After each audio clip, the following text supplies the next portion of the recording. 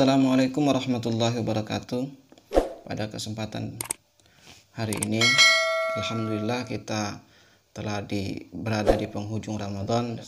Kewajiban penyempurna kita sebagai umat muslim dalam menjalankan puasa adalah membayar zakat. Pada kesempatan video ini saya sedikit akan membahas tentang persoalan zakat yang berkaitan dengan amil. Ketika akhir Ramadan biasanya warga kita, khususnya di Indonesia ini, warga Indonesia banyak membentuk amil-amil zakat atau sebutan lain yang fungsinya untuk menerima zakat, kemudian mendistribusikan zakat kepada orang yang mustahik atau orang yang berhak menerima. Nah, pemahaman amil ini pula yang menjadi penting untuk kita pahami siapa sesungguhnya yang dimaksud dengan amil pada surah Al-Quran sesuai dengan firman Allah Subhanahu wa taala, innamas shadaqatu lil fuqara'i wal masakin wal 'amilina 'alaiha wal mu'allafati qulubuhum wa fir riqabi wal gharimina wa fi sabilillahi wa ibnis sabil.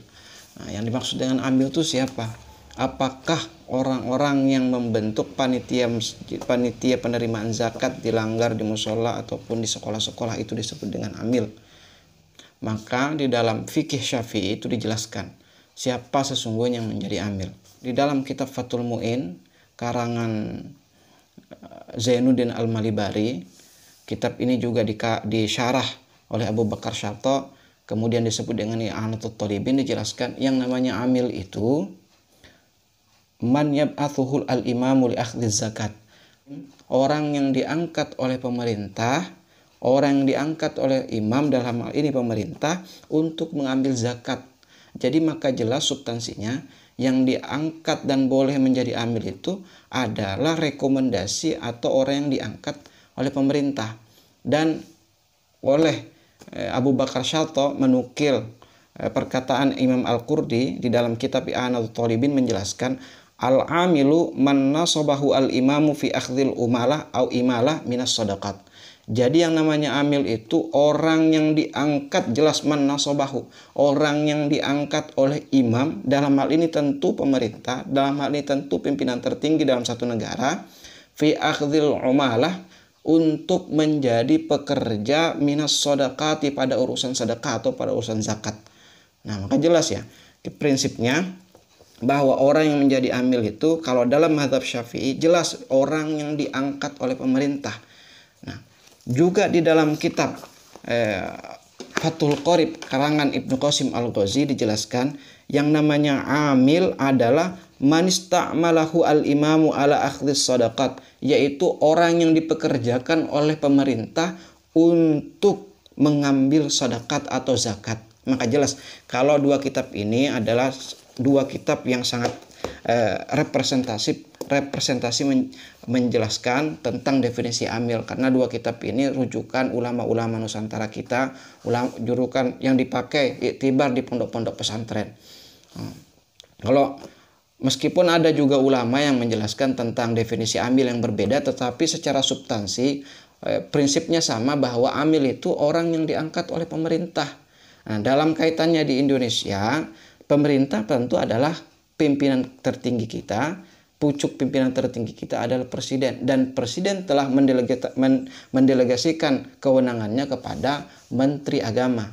Nah, di dalam dalam aturan negara ada namanya Undang-Undang Nomor 11 tahun ada Undang-Undang Nomor 23 tahun 2011 tentang pengelolaan zakat yang mengganti undang-undang sebelumnya, itu Undang-Undang Nomor 38 tahun 1999 tentang pengelolaan zakat.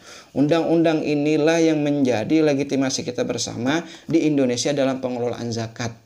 Nah, jadi jelas siapa sesungguhnya yang menjadi amil dan siapa yang berhak menjadi amil. Dalam undang-undang tersebut, yang berhak menjadi amil ialah orang yang ditunjuk, diangkat oleh pemerintah. Dalam hal ini presiden, dalam satu lembaga yang namanya Badan Amil Zakat Nasional, baik itu di tingkat pusat, di tingkat provinsi, di tingkat kabupaten. Ya. Lalu Bagaimana hukumnya dengan orang-orang yang ketika kita memasuki bulan Ramadan, hendak memasuki hari raya Idul Fitri, kan kita biasanya membuat panitia, membuat dilanggar di surau, di musola, ada panitia khusus penerimaan zakat fitrah, kemudian diserahkan kepada mustahik. Apakah itu termasuk dengan amil? Maka menurut saya itu bukan amil yang dimaksud di dalam kajian fikih atau kajian syariat. Amil syar'i bukan, tetapi itu panitia sementara atau sebutan lain panitia zakat sementara lah, supaya lebih gampang kita memahaminya. Nah, panitia zakat sementara itu bukan amil. Nah, dia nanti hukumnya jatuhnya adalah sebagai wakil kita dalam menyerahkan zakat kepada mustahik. Nah, beda nanti konsekuensi hukumnya antara kita menyerahkan dengan amil dan kita menyerahkan kepada wakil atau panitia. Kalau amil kita serahkan zakat kita kepada amil syar'i. Amil syar'i berarti kan orang yang diangkat oleh pemerintah. Dalam hal ini di Indonesia ada namanya Badan Amil Zakat Nasional, baik itu yang ada di provinsi, di kabupaten ataupun di tingkat pusat, atau lembaga amil zakat yang telah mendapatkan rekomendasi dari Kementerian Agama untuk beroperasional melakukan pengelolaan zakat. Itu dibolehkan oleh negara. Ada aturannya, ada pasalnya, dan ada undang-undangnya. Dan mereka secara legal dan sah melakukan penerimaan, pendistribusian, dan pendayagunaan zakat. Diatur dalam Undang-Undang Nomor 23 Tahun 2011. Maka jelas. Nah, lanjut. Kalau umpamanya kita menyerahkan kepada amil yang benar-benar amil, artinya mendapat rekomendasi dari, anggaplah itu Basnas, Badan Amil Zakat Nasional Kabupaten, dan lembaga amil zakat yang mendapat rekomendasi dari Kementerian Agama, maka ketika kita setelah menyerahkan zakat, maka gugurlah kewajiban kita dalam kewajiban zakat. Berbeda dengan panitia yang dibentuk dadakan oleh masjid, musola, sekolah ataupun lembaga lain yang tidak memiliki rekomendasi pembentukan atau izin dari Kementerian Agama. Nah, kalau kita menyerahkan kepada amil yang legal, maka gugurlah kewajiban kita dalam mengeluarkan zakat. Nanti terserah amil mau membaginya kapan, mau setelah hari raya ataupun sebelum hari raya, itu terserah amil, karena kita sudah gugur kewajiban kita. Kita telah menyerahkan kepada amil sesuai dengan ayat kan, innamas shadaqat lil fuqara'i wal masakin wal 'amilin 'alaiha.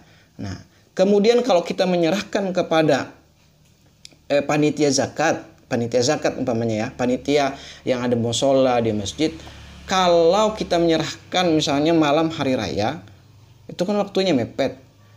Kemudian dia membaginya setelah hari raya atau 2 hari atau 3 hari setelah hari raya, maka itu belum gugur kewajiban zakat kita. Masih la tabri'ul dhimmah, tidak gugur kewajiban zakat kita. Kenapa? Karena zakat itu wajib diserahkan sebelum terbenam matahari pada hari Idul Fitri. Itu kan ke waktu zakat, sebagaimana dijelaskan oleh sebagaimana dijelaskan oleh Abu Bakar Syata di dalam I'anatul Talibin, yang menerangkan wal hasil anna lil fitrah khamsatu awqatin, waktu jawazin wa waktu wujubin wa waktu fadilatin wa waktu karohah wa waktu haromah. Fa waktul jawaz awwalu syahrin, maka waktu boleh menyerahkan zakat itu awal bulan Ramadan sudah boleh. Kemudian waktu wujub, waktu yang wajib, idza gharabatis syamsu, apabila sudah tenggelam oleh matahari di hari raya. Wa waktu fadilah, dan waktu fadilah itu qablal khuruj ila shalah, waktu yang dianggap memiliki kelebihan itu sebelum kita keluar melaksanakan sholat id. Wa waktul karoha, dan waktu karohanya idza akhirah anis sholatil id, apabila dia mengakhirkan menyerahkan zakat dari sholat Idul Fitri. Kenapa? Karena ada uzur, li udrin min intidhari qaribin au ahwaj, karena menunggu teman ataupun orang yang sangat berhajat. Wa waktu haromah, wa waktu haromatin, dan waktu haram itu idza akharaha an yaumil idi bila udrin, apabila dia mengakhirkan menyerahkan zakat daripada hari raya Idul Fitri. Artinya sudah lewat harinya, tidak pada hari raya itu, tidak pada hari raya itu. Maka itu hukumnya sudah haram menyerahkan zakat dan bukan lagi hukumnya zakat fitrah. Jadi berbeda ya konsekuensinya. Kalau kita menyerahkan kepada amil dan kita menyerahkan kepada panitia. Jadi hati-hati, karena yang terjadi sekarang ini banyak orang yang mengangkat dirinya sendiri sebagai amil. Padahal di dalam Undang-Undang Nomor 23 Tahun 2011 itu jelas pada pasal 38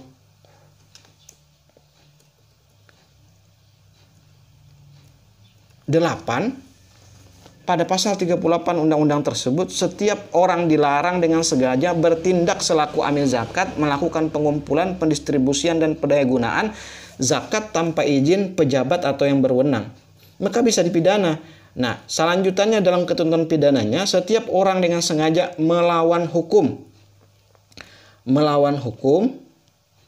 pada pasal 41, setiap orang yang sengaja melawan hukum melanggar ketentuan sebagaimana dalam pasal 38 yang saya sebutkan tadi, dipidana dengan pidana kurungan paling lama 1 tahun dan denda paling banyak itu sekitar 50 juta rupiah. Jadi ada pidananya bagi orang yang mengangkat dirinya sendiri sebagai amil. Misalnya ada orang yang mengangkat, saya adalah seorang amil, dia kemudian mendistribusikan, mengambil zakat, menerima zakat, mendistribusikan zakat dan mendayagunakan tanpa ada izin dari pejabat yang berwenang, dalam hal ini Kementerian Agama, maka itu dapat dipidana. Nah, jadi kita harus hati-hati betul dalam mengeluarkan zakat, karena ada orang yang tidak paham, ada panitia yang tidak paham mengeluarkan zakat setelah hari raya. Itu tidak boleh. Nah, harus diserahkan sebelum hari, karena dia itu bukan amil. Kalau amil ya kapan saja menyerahkan terserah, dan gugur sudah kewajiban seorang muzaki dalam menyerahkan zakatnya. Tetapi kalau dia selaku panitia yang tidak memiliki legalitas dari pemerintah untuk mengumpulkan zakat, mendistribusikan zakat dan mendayagunakan zakat, maka pada waktu zakat fitrah itu diserahkan kepada dia harus menyerahkan kepada mustahik sebelum gelincir, sebelum terbenam matahari pada hari raya Idul Fitri. Jadi karena dia bukan amil. Nah, andai terjadi penyelewengan terhadap zakat yang telah dikeluarkan oleh muzaki, orang yang wajib zakat. Misalnya ada panitia yang tidak menyerahkan zakatnya, menyerahkan zakat kepada mustahik, orang yang berhak, atau menyerahkannya setelah lewat 2 hari, 3 hari atau 4 hari dan seterusnya setelah hari raya dilaksanakan, maka bagi orang muzaki yang tahu, dia wajib mengqadha zakatnya. Nah, karena dia belum pada hakikatnya dia belum menunaikan zakatnya, karena zakatnya diserahkan atau tidak diserahkan kepada mustahik, diserahkan setelah hari raya 2-3 hari ataupun diselewengkan oleh, umpamanya nauzubillah, diselewengkan oleh orang yang tidak bertanggung jawab sehingga belum gugur kewajiban dalam menunaikan zakat. Nah, seperti itu. Dan saya merekomendasikan kalau kita ingin berzakat, caranya kalau kita ingin berzakat, ya boleh kita langsung kepada mustahik, fakir, miskin dan lain-lain, kemudian atau kita serahkan kepada amil zakat yang mendapat izin dari pemerintah, baik itu Badan Amil Zakat Nasional ataupun lembaga amil zakat yang memiliki legalitas dapat mendapat izin dari pemerintah, yaitu misalnya Lazisnu, lembaga zakat Nahdlatul Ulama, ataupun lembaga zakat Muhammadiyah dan lain-lainnya, ataupun panitia zakat yang berada di masjid, musola, surau atau yang lain. Tapi pastikan bahwa mereka menyalurkan zakatnya atau mendistribusikan zakatnya sebelum terbenam matahari di hari raya, sehingga zakat kita benar-benar bisa tersampaikan. Meskipun juga harus diketahui bahwa tidak semua masjid, musola, surau ataupun langgar itu tidak memiliki izin, tetapi ada juga yang memiliki izin untuk menyelenggarakan pengumpulan dana zakat, dan itu memang diatur dalam peraturan pelaksana Undang-Undang zakat, yaitu nomor 14 tahun 2014 tentang pelaksanaan Undang-Undang nomor 23 tersebut, yang mengatur bahwa Basnas kabupaten kota itu boleh membentuk UPZ, unit pengelola zakat. Nah, UPZ ini sebagai perpanjangan tangan dari Badan Amil Zakat Nasional dalam memungut zakat dan mendistribusikan zakat.